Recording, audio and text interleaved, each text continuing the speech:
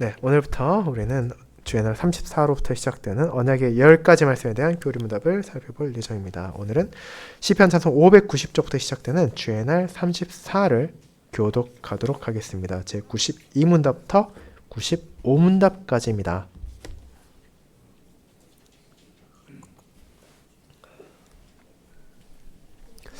언약의 10가지 말씀에 대해 다루기 시작하는 하이데벨 교리문답 주애널 34를 교독하도록 하겠습니다. 주애널 34 제 92문 주님의 율법은 무엇입니까? 하나님이 이 모든 말씀으로 이르시되 나는 너를 애굽 땅 종 되었던 집에서 인도하여 낸 너의 하나님 여호와니라. 너는 나 외에는 다른 신들을 내게 두지 말라. 너를 위하여 새긴 우상을 만들지 말고 또 위로 하늘에 있는 것이나 아래로 땅에 있는 것이나 땅 아래 물속에 있는 것에 어떤 형상이든지 만들지 말며 그것들에게 절하지 말며 그것들을 섬기지 말라. 나 내 하나님 여호와는 질투하는 하나님인즉 나를 미워한 자의 죄를 갚되 이제로부터 아들에게로 3, 4대까지 이르게 하거니와 나를 사랑하고 내 계명을 지키는 자에게는 1000대까지 은혜를 베푸느니라.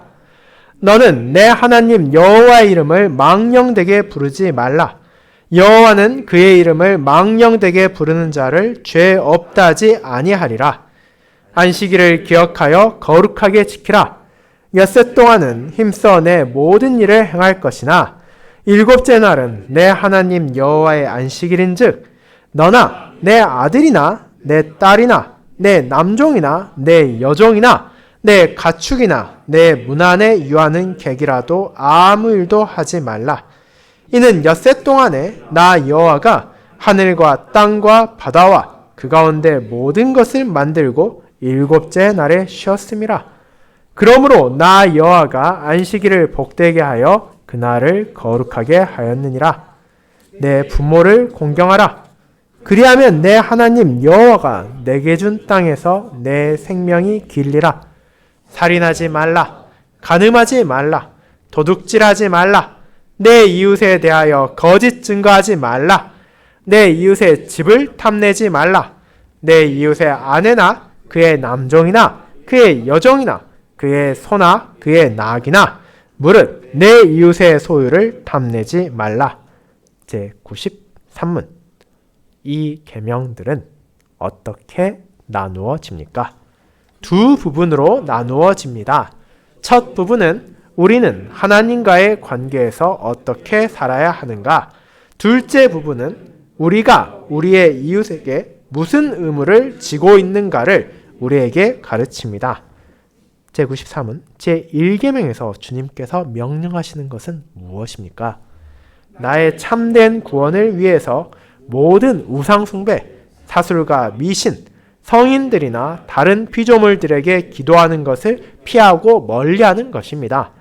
더 나아가 나는 유일하신 참 하나님만 올바르게 알아가며 오직 그분만 신뢰하며 모든 겸손과 인내로 그분께 복종하며 오직 그분으로부터 모든 선을 기대하고 전심으로 하나님을 사랑하고 두려워하며 높이는 것입니다. 간단히 말해서 하나님의 뜻을 거스르는 지극히 작은 일을 행하기보다는 차라리 모든 피조물을 포기하는 것입니다. 제95문 우상숭배란 무엇입니까? 우상숭배란 그분의 말씀을 통하여 당신 자신을 계시하신 유일하고 참되신 하나님을 대신하거나 또는 그 하나님에 대해 더 부가하여 우리의 신뢰를 두기 위한 어떤 것을 가지거나 고안하는 것입니다. 네, 말씀 묵상 후에는 찬송 1장으로 사도신경을 함께 부르는 찬송 11장에 이어지는 부분 6, 7, 8, 9절을 함께 부르도록 하겠습니다. 사랑하는 주 예수 그리스도 안에 있는 형제 자매님들, 저를 포함하여 세상의 많은 사람들은 규칙이나 법과 같은 말을 들을 때 어딘가 불편하고 어색한 느낌을 받곤 합니다. 우리에게 그와 같은 것들은 내게 도움이 된다기보다는 사실 내가 벌을 받지 않고 내가 불이익을 당하지 않기 위해 어쩔 수 없이 지켜야 하는 것처럼 느껴지기 때문입니다. 그래서 가능하면 그런 규범을 알지 못해도 내게 문제가 없기를 바라기도 하고 또 그 영역이 나의 삶에 침범하는 일이 없기를 바랍니다.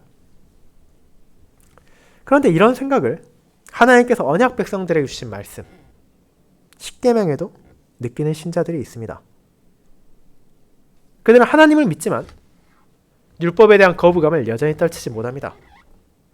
적당히 신자로 살고 교회에 출석하면 그만이지 그 이상을 할 필요가 있겠냐고 생각하기도 하고 언약의 10가지 말씀에 대해서도 부담을 느끼고 굳이 거기에 마음을 쓰고 배우고 그에 따라 살려고 하지 않습니다. 하지만 이는 십계명이 어떤 상황에 주어졌고 무엇을 위해 언약 백성에게 베풀어진 것인지를 전혀 이해하지 못한 것입니다. 하나님의 다른 말씀들이 그러하듯이 이 말씀 역시 그분의 백성들을 위해서 주어진 것이고 그것의 의미를 알아가면 알아갈수록 우리는 그것이 나를 구속하고 제약하는 것이 아니라 사실은 나를 보호하고 오히려 하나님이 내게 주신 사랑 안에서 사랑으로 부르신다는 것을 깨닫게 될 것입니다. 그렇게 이는 우리가 구원을 받기 위해 사랑을 받기 위해 통과해야 하는 시험이 아니라 이미 그분의 사랑 안에서 구원의 약속을 받은 자들에게 전해진 사랑으로의 초대장입니다. 하나님께서는 자기 백성을 노예 상태에서 자유롭게 하신 후에 이제 너희가 어떻게 하면 그와 같은 자유를 참되고 누리며 살 수 있는지를 이 말씀을 통해 깨닫게 하신 것입니다. 그것이 오늘부터 우리가 함께 살펴볼 언약의 10가지 말씀에 대한 교리문답입니다. 우리는 이 시간을 통해 그것이 어떤 의미를 가지고 있는지, 우리가 그 안에서 무엇을 고백하는지, 그리고 어떤 삶의 부름을 받았는지, 그리고 무엇보다도 어떤 근거로 그와 같은 삶을 살도록 부름받으며 그렇게 살 수 있게 되었는지를 살펴볼 것입니다. 오늘 우리는 그와 같은 십계명의 문을 열며 그것이 가진 서문과 제1계명을 함께 살펴봄으로써 우리에게 주어진 사랑 안에서 사랑으로 부름받았다는 것을 고백하게 됩니다. 저는 그와 같은 교리문답 주제나 34를 우리에게 주어진 사랑의 부름이라는 제목으로 설교하며 그것이 우리에게 주어진 무거운 짐이 아니라 오히려 우리에게 주어진 크신 은혜를 반영하며 그에 따라 살아가는 합당한 방식이고 그렇게 사는 것이야말로 사실은 나의 가장 큰 행복이라는 것을 함께 나누고자 합니다. 이를 첫 번째, 먼저 우리를 사랑하신 하나님. 두 번째, 참된 사랑의 길을 알려주신 하나님. 세 번째, 잘못된 사랑을 금지하신 하나님이라는 세 가지 대지로 나누어 살펴보도록 하겠습니다. 첫 번째, 먼저 우리를 사랑하신 하나님에 대해 알아보겠습니다. 형제자매 여러분, 우리는 교리문답의 제3부인 우리의 감사에 들어가 신자에게 있어 선행이란 대체 무엇인지, 우리가 회개하고 회심하며 산다는 것은 도대체 무슨 의미인지를 함께 살펴보았습니다. 그리고 이에 대한 고백은 세상이 생각하는 것과 또 오늘날 많은 신자들이 생각하는 것과 다른 성경적이고 하나님의 뜻에 따른 이 개념이 무엇인지를 분명히 알려주었습니다. 주의 날 30일은 우리에게 선행이 필요한 이유가 나의 무언가를 공로로 내세우기 위해서가 아니라 하나님께 감사하기 위함이며 회개하지 않은 이가 하나님의 나라를 상속받지 못할 것이라고 전함으로써 회개와 회심의 필요성을 우리에게 알려주었습니다. 그렇게 주의 날 33은 그런 우리에게 그렇다면 회개와 회심이 무엇인지를 바르게 이해하도록 했습니다. 교회를 다니는 사람 중에서도 오랜 시간 믿음을 가졌던 사람 중에서도 회개에 대해 회심에 대해 마치 단번에 일어나는 한순간의 사건으로만 생각하는 경우가 있습니다. 극적이고 놀라운 한 번의 경험을 통해 새롭게 되고 그 이후로는 새 사람이 되었다는 것입니다. 하지만 그런 주장이 매력적이고 놀랍게 들릴 수 있다 하더라도 성경이 말하는 신자의 삶은 그렇지 않다는 것을 우리는 기억해야 합니다. 참된 회개와 회심은 매일의 삶 가운데 계속해서 옛 본성을 죽이고 새 본성으로 살아가는 것이기 때문입니다. 나 자신의 죄와 비참을 깨닫고 나를 향한 하나님의 은혜에 감사함으로 자신의 죄를 미워하고 죄를 피하며 점점 더 멀리하고 하나님 안에서 기뻐하고 그분의 뜻에 따라 살려는 모습이 점점 더 자라가는 것이야말로 신자의 회심이기 때문입니다. 자연히 이와 같은 회심은 외적인 행동으로만 드러나는 것이 아니라 먼저 우리의 마음에서 시작되어야 하고, 그런 마음에서 우러나온 진심에서 우리의 삶 가운데 나의 말과 나의 행동이 다스림받는 모습으로, 그런 변화의 모습으로 나의 가족과 이웃과 형제와 자매와 그리고 나 자신에게 나타나는 것입니다. 그와 같은 회심으로 새롭게 되어 살아가고자 하는 성도를 향해 교리문답은, 그렇다면 우리에게 주어진 하나님의 뜻이 무엇인지, 우리가 어떻게 사는 것이 하나님의 율법에 일치하는 것이며 하나님의 영광을 위하는 것인지를 오늘부터 시작되는 언약의 10가지 말씀에 대한 고백으로 알려주고 있습니다. 그렇게 우리는 주의 날 34부터 시작되는 언약의 10가지 말씀에 대한 고백으로 향하게 됩니다. 그리고 이 안에 담겨있는 것은 십계명이 어떤 의미를 가지고 있고 그 안에서 우리에게 주어진 은혜와 소명이 무엇인지를 알려주는 것입니다. 그죠? 내 소신에 따라 그 말씀을 재단하고 판단하는 것이 아니라 하나님께서 내게 무엇을 말씀하셨는지를, 그 말씀으로 나에게 무엇을 원하시는 건지를 오해 없이 바르게 이해하도록 하는 것입니다. 그렇게 주의 날 34의 제92문답은 우리가 매주일 낭독하는 언약의 10가지 말씀 그 자체를 출애굽기 20장 1에서 17절과 신명기 5장 6에서 21절을 인용하여 다시 한번 살펴본 후 제93문답부터 그 내용을 구체적으로 다루기 시작합니다. 그런데 여기에서 우리가 하나 주목해야 할 점이 있습니다. 그것은 교리문답 10계명을 다룰 때 첫 번째 계명부터 바로 시작하는 것이 아니라 그의 앞선 구절들을 포함하고 있다는 것입니다. 나는 너를 애굽 땅 종되었던 집에서 인도하여낸 내 하나님 여호와니라. 출애굽기 20장 2절에 나오고 신명기 5장 6절에도 언급되는 이 내용이 대체 무엇이기에 굳이 1계명부터 시작하는 대신 그 부분 역시도 교리문답에 담고 있는지를 우리는 알아야 할 필요가 있습니다.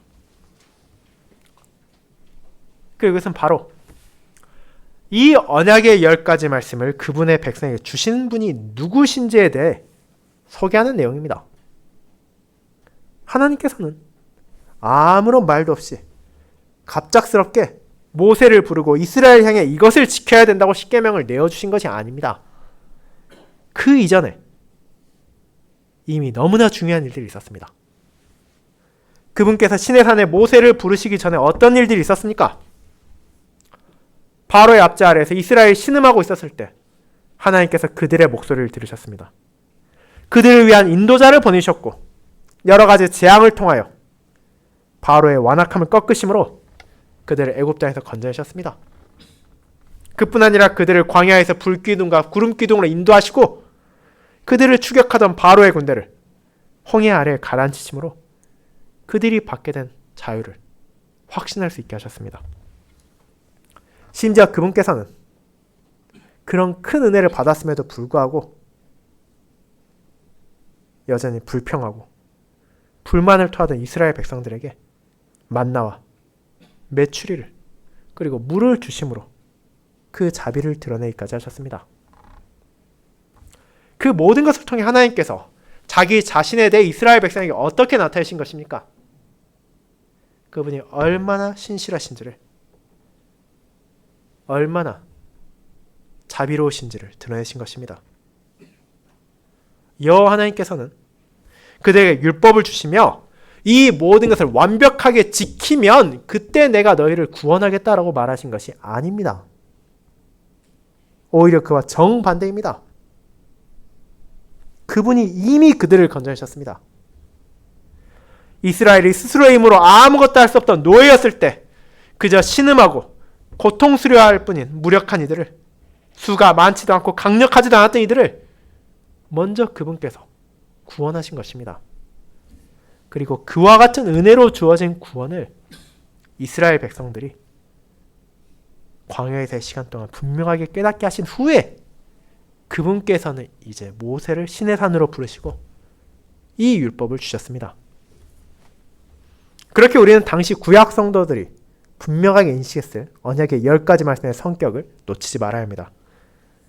우리는 앞으로 이 언약의 10가지 말씀들이 어떤 의미를 가지고 있는지를 배우겠지만 과거에도 그랬고 지금도 마찬가지로 이 율법은 우리에게 구원의 조건으로 주어진 것이 아닙니다.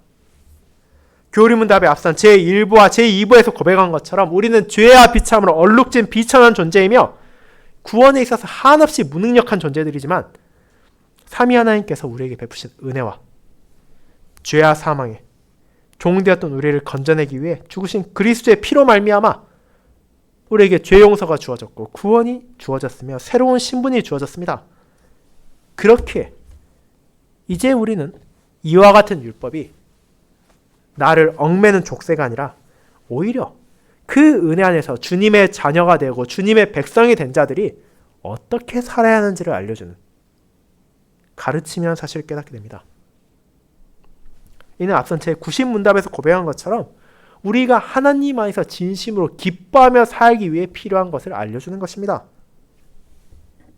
그 사실을 이해하게 된다면 어떻게 우리가 언약의 10가지 말씀을 깊이 하거나 혹은 배우지 않아도 된다고 생각할 수 있겠습니까? 우리는 그것을 알기를 즐거워하며 기뻐해야 합니다. 그것을 주신 분이 우리에게 주신 은혜와 사랑을 알고 있으며 그것을 경험하고 있기 때문입니다. 그뿐 아니라 하나님께서는 또 한 가지 중요한 점을 이 언약의 10가지 말씀의 서문에서 알려주셨습니다. 그것은 바로 그분께서 내 하나님 여호와라는 표현에서 드러납니다. 하나님은 이 말씀을 주시며 자신의 언약의 이름인 여호와를 언급하실 뿐 아니라 그런 자신이 바로 너의 하나님이라는 것도 전해주셨습니다. 그분은 언약의 신실하심으로 그 백성을 구원하셨다는 것을, 그리고 그런 자신이 바로 너희의 하나님이기 때문에 너희와 특별한 관계에 있다는 것을 알려주시는 것입니다. 하나님께서는 우리와 아무런 관련이 없는 중립적인 존재가 아니라 우리와 언약의 관계를 맺으신 우리의 하나님 여호와이십니다.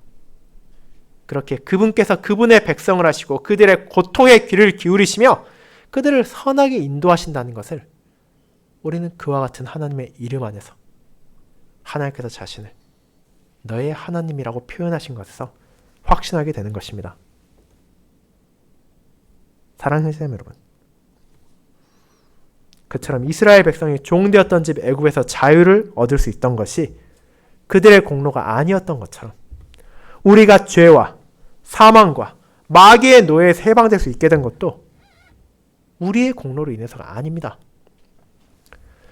하나님께서 먼저 우리를 사랑하시고 먼저 우리에게 은혜를 베푸셔서 생명으로 인도해 주셨습니다. 그렇게 십계명의 서문은 그 율법을 받게 된 언약 백성들을 향해 그와 같은 하나님과의 관계를, 그와 같은 하나님의 은혜를 너희가 인식하고 있는지를 물으며 이 언약의 10가지 말씀이 가진 본질을 깨닫게 하는 것입니다. 이제 우리가 하나하나 살펴보게 될 계명은 우리가 싫어하고 피해야 할 제약이 아니라 우리를 건지신 분을 향한 기쁨과 감사의 열매입니다. 그리고 이와 같은 하나님의 뜻을 따르는 선행을 한다는 것은 무엇보다 먼저 그런 하나님께서 먼저 베푸신 사랑을 기억할 때에만 진심 어린 즐거움을 행할 수 있다는 것을 우리는 고백하게 됩니다. 그리고 이것이 두 번째 참된 사랑의 길을 알려주신 하나님으로 연결됩니다. 성도 여러분, 그렇게 우리는 언약의 10가지 말씀 주신 하나님께서 나를 얼마나 사랑하시며 내게 얼마나 크신 은혜를 먼저 베풀어 주셨는지를 알게 되었습니다. 그렇다면 그와 같은 사랑을 경험하고 그와 같은 은혜 안에 거하는 사람은 어떻게 살아야 합니까? 우리의 현실이 얼마나 비참했고 우리가 받은 은혜가 얼마나 놀라운 것인지를 바르게 인지하는 사람이라면 이제 그런 우리에게 주어진 규범이 너무도 까다롭고 엄격할 것이라고 염려하게 될 수도 있습니다. 하지만 그렇지 않습니다. 오늘 우리가 읽은 마태복음 22장에서 예수님께서는 자신을 시험하려는 율법사에게 율법이 무엇인지를 이렇게 답하셨습니다. 내 마음을 다하고 목숨을 다하고 뜻을 다하여 주 너의 하나님을 사랑하라 하셨으니 이것이 크고 첫째 되는 계명이요 둘째도 그와 같으니 내 이웃을 내 자신같이 사랑하라. 이것이 바로 온 율법과 선지자의 강령입니다. 이 내용은 제93문답이 인용하고 있는 것이기도 합니다. 결국 하나님께서는 자신의 사랑을 받은 이들에게 다른 무언가를 요구하시는 것이 아닙니다. 이제 그와 같은 사랑을 받은 자들에게 그 사랑을 다시 하나님께로 향하고 또 하나님을 향한 사랑을 이제 이웃에게 베풀라는 것을 요구하시는 것입니다. 세상의 방식에 따라 사랑하는 것이 아니라 그분께서 주신 사랑을 반영한 사랑이 나를 통하여 하나님께 나아가고 또 내 주변의 이웃들에게 향해야 된다는 것입니다. 즉 이어지는 모든 계명에 대한 가르침 역시 여기에서 벗어나지 않습니다. 1계명부터 4계명까지는 우리가 어떻게 하는 것이 하나님을 바르게 사랑하는 것인지 알려주고 5계명부터 10계명까지는 그와 같은 하나님을 향한 사랑 안에서 내게 주신 이웃을 어떻게 사랑할 수 있는지를 전하기 때문입니다. 그리고 이 두 부분은 분리될 수 없습니다. 우리가 하나님을 사랑하지 않으면서 나에게 주신 이웃을 바르게 사랑할 수 없으며 내게 주신 이웃을 바르게 사랑하지 않으면서 하나님을 사랑한다 말할 수 없기 때문입니다. 그와 같은 10계명의 서문과 그것이 전하고자 하는 핵심을 알았다면 이제 우리는 각 계명을 구체적으로 살펴야 할 것입니다. 그럼 우리에게 제93문은 제1계명을 고백하게 합니다. 이 계명은 다른 모든 계명들의 근간이 되는 계명이며 우리로 하여금 하나님을 어떻게 대하는 것이 그분을 바르게 사랑하는 것인지를 알려주고 있습니다. 그렇다면 제1계명 너는 나 외에는 다른 신들을 내게 두지 말라라는 말씀 안에서 요구되는 참된 사랑은 어떤 것입니까? 그것은 복잡한 것이 아닙니다. 하나님만을 내 사랑의 전부로 두라는 것입니다. 나의 참된 구원을 위해, 나의 행복을 위해, 나의 안전을 위해, 나의 평안을 위해, 나의 기쁨을 위해 하나님 외에 다른 무언가를 혹은 하나님에 더해서 다른 무언가를 의지하려고 하는 모든 시도를 멈추라는 것입니다. 하나님의 구원의 은혜를 받은 자로서 우리는 우상 숭배를 거부하고 각종 사술과 미신을 멀리할 뿐 아니라 성인을 포함한 다른 사람을 의지해서도 안 되며 해와 달을 비롯한 피조물에게 기도해서도 안 됩니다. 그 모든 것들은 어떤 결과도 낳을 수 없는 시간과 노력의 낭비일 뿐 아니라 하나님의 백성이 가져야 할 합당한 자세가 아니기 때문입니다. 그와 같은 제1계명의 핵심을 고백했다면 이제 우리가 묻게 되는 것은 아니 그렇다면 우리가 어떻게 하는 것이 하나님을 바르게 사랑하는 것입니까? 라고 묻게 됩니다. 그리고 교리문답은 이 사랑의 구체적인 모습에 대해 몇 가지로 나눠서 알려줍니다. 먼저 우리가 하나님을 바르게 사랑하기 위해서는 그분을 바르게 알아가기를 구해야 합니다. 세상에는 하나님을 사랑한다고 말하지만 정작 그런 하나님에 대해 알려하지도 않고 혹은 그런 하나님을 자기 마음대로 규정하려는 사람들이 많습니다. 이런 모습은 구약시대 언약 백성으로부터 시작하여 오늘날까지 계속되고 있습니다. 하지만 하나님을 참되게 사랑한다는 것은 그분께서 자신의 계시하신 말씀 안에서 드러내신 하나님은 어떤 분이신지를 바르게 알아가고 그분께서 내게 주신 말씀을 무엇인지를 깨달아가는 것입니다. 내가 사랑하는 대상을 내 마음대로 정하는 것이 아니라 그분의 말씀 안에서 이해하는 것이 선결되어야 된다는 것입니다. 그렇게 하나님에 대해 바르게 알아간다면 우리는 그분을 신뢰해야 한다는 것을 깨닫게 됩니다. 우리는 하나님에 대해 어떤 관계도 없는 제3자로서 그분을 알아가는 것이 아닙니다. 우리는 그분의 자녀이고 그분의 백성입니다. 그렇게 자녀가 부모를 신뢰하고 백성이 주권자를 신뢰하는 것처럼 우리는 하나님께서 나를 선하게 인도하시고 내가 필요한 것을 베풀어 주실 것을 기대할 수 있습니다. 물론 그 과정이 언제나 쉽고 평탄하진 않을 것입니다. 하나님께서는 우리의 삶 가운데 고난을 주시기도 하시고 아픔의 시간을 허락하실 때도 있습니다. 때로는 눈물과 때로는 상처가 나를 괴롭게 할 때도 있을 것입니다. 그러나 우리가 하나님을 바르게 알고 있다면, 그렇게 알게 된 하나님을 바르게 신뢰한다면 우리는 그런 상황 속에서도 하나님께서 나를 저버리지 않으신다는 것을 기대할 수 있습니다. 그 여정 가운데 하나님을 높이고 자신을 낮추며 고통을 인내하며 하나님의 뜻에 자신을 복종할 수 있습니다. 왜냐하면 우리가 알게 된 그 하나님은 내가 신뢰할 수 있는 나를 구원하신 나의 여호와이시고 나의 하나님이시기 때문입니다. 그와 같은 신뢰와 기대와 겸손과 인내는 결국 우리를 하나님께 어떻게 하게 합니까? 그분을 더 사랑하게 하고 더 두려워하게 하며 더 높이게 합니다. 내게 은혜를 베푸신 하나님, 나를 선하게 인도하시는 하나님을 전심으로 사랑하게 하고 나의 하늘아버지가 되어주시고 나의 주인이 되어주신 하나님을 전심으로 두려워하게 하며 가장 어미로우시고 거룩하신 하나님께 합당한 모든 영광을 그분께 돌리며 찬양하게 합니다. 그와 같은 사랑과 경외와 찬양이 진심으로 우리 마음에 새겨진다면 그것은 그저 우리 마음에 끝날 수 없고 우리의 입에서 멈출 수 없으며 우리의 실제적인 삶에서 나타나게 됩니다. 이를 94문답의 마지막 문장, 언약의 10가지 말씀의 핵심이기도 한 이 문장이 분명하게 선언합니다.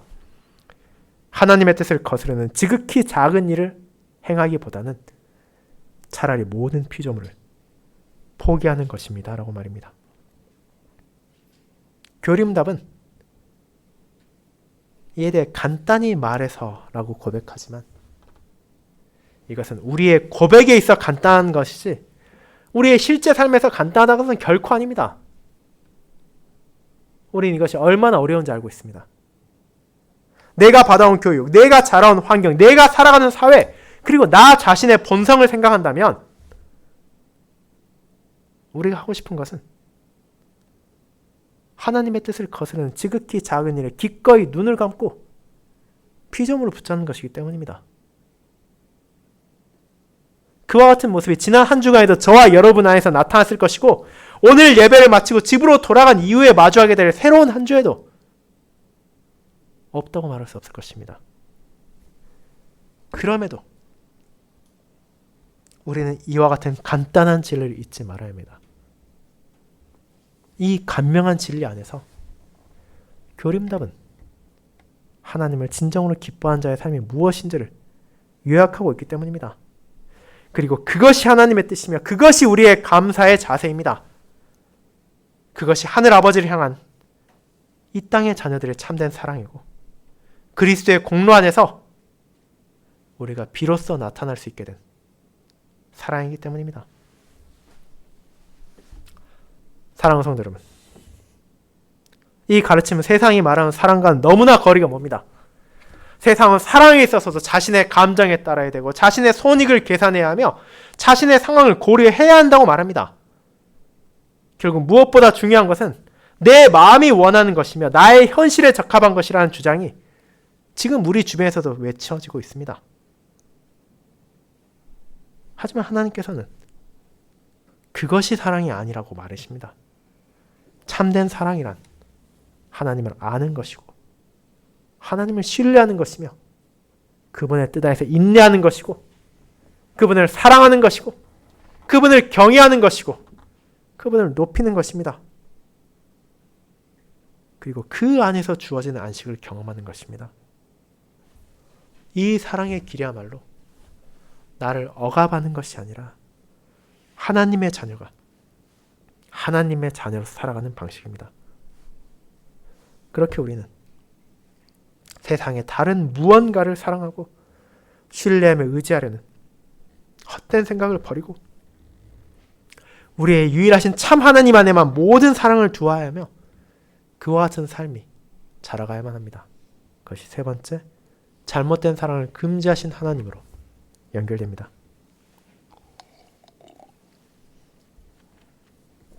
여러분, 마지막으로 우리는 제1계명이 금지하는 것이 무엇인지를 보게 됩니다. 제1계명이 긍정적인 측면으로 하나님을 사랑하는 것을 요구한다면 부정적인 측면에서는 그 사랑이 다른 어딘가로 향해서는 안 된다는 것을 요구하고 있기 때문입니다. 그렇다면 우리는 대체 무엇이 우상 숭배이며 어떻게 하는 것이 우리가 그 사랑을 잘못된 방향으로 나아가게 하는 것인지를 알아야 할 것입니다.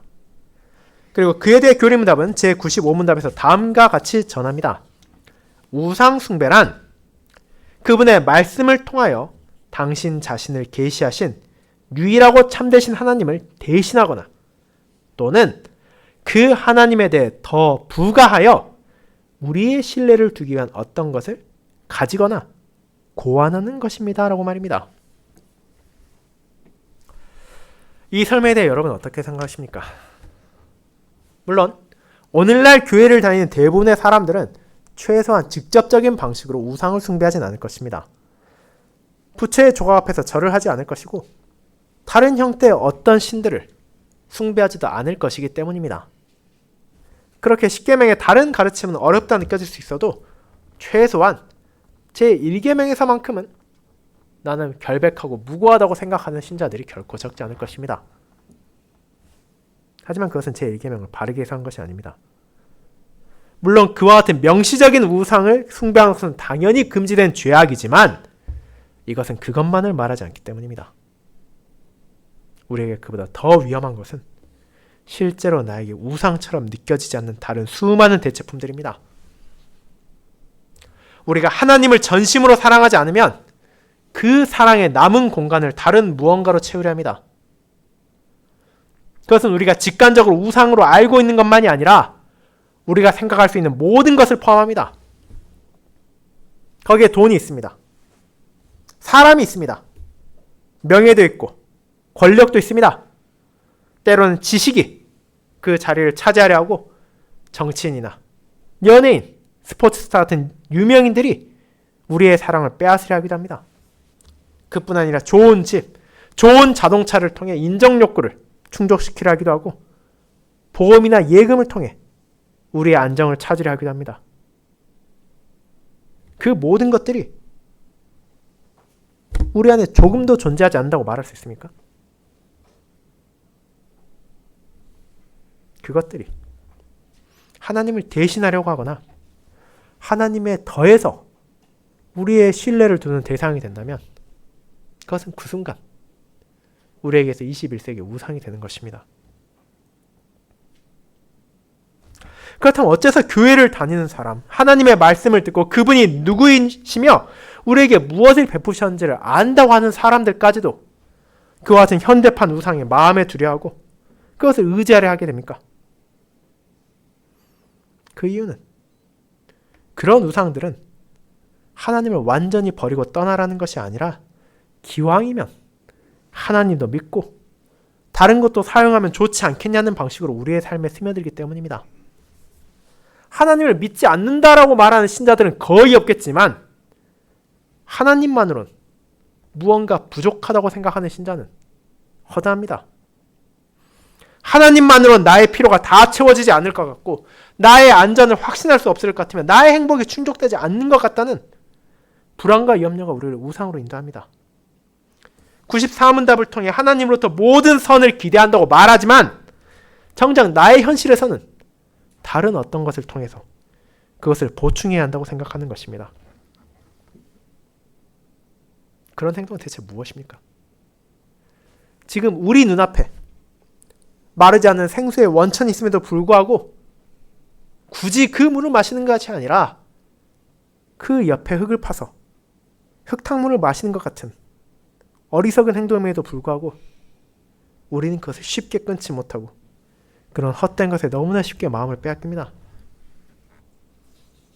이 시점에서 우리는 다시 한번 94문답의 마지막 문장을 바라보게 됩니다. 하나님의 뜻을 거스르는 지극히 작은 일을 행하기보다는 차라리 모든 피조물을 포기하는 것입니다. 이 문장은 앞으로 우리가 언약의 10가지 말씀을 살펴보면 계속해서 돌아보게 될 것입니다. 그것이 우리의 삶이 되어야 되고 그것이 우리의 기준이 되어야 하며 그것이 하나님을 사랑하는 데 있어서도 우리의 선이 되어야 합니다. 이제 우리는 그리고 이것이 무엇을 의미하는지 알게 되었습니다. 내 마음을 다른 무언가에 빼앗기는 것이야말로 하나님의 뜻을 거스르는 죄라는 것을 깨닫게 되었습니다. 우리의 마음의 모든 자리를 하나님께 바치고 그분께 합당한 영광을 돌리며 그분을 경외하는 삶을 이어가야 한다는 것을 알게 되었고 그와 같은 삶을 살게 된 자에게는 우상도, 현실도, 다른 사람도, 어떤 피조물도 그 자리를 밀어낼 수 없다는 것을 알게 되었습니다. 이 말이 우리가 세상에서 분리되어 살아가라는 것이 아니라 하나님과의 관계를 해치는 어떤 방식의 집착과 의존도 버려야 한다는 것입니다. 하나님께서 내게 주신 선물 그 자체는 감사하되 그와 같은 선물이 하나님의 자리를 빼앗으려는 우상이 되는 것을 우리는 언제나 경계하고 주의해야 합니다. 물론 대체 누가 그런 삶을 살 수 있겠냐는 의문이 떠오를 수도 있습니다. 세상에 신경 써야 할 것이 얼마나 많은데, 내게 필요한 것이 얼마나 다양한데 하나님만 의지함으로써 그것이 다 충족될 수 있겠냐는 염려가 우리 안에도 생길 수 있습니다. 대체 어떤 사람이 그렇게 하나님의 손길만 바라보며 살겠냐고 생각할 수도 있을 것입니다. 하지만 우리의 주님, 그리스도께서 그와 같은 삶의 아름다움을 보여주셨습니다.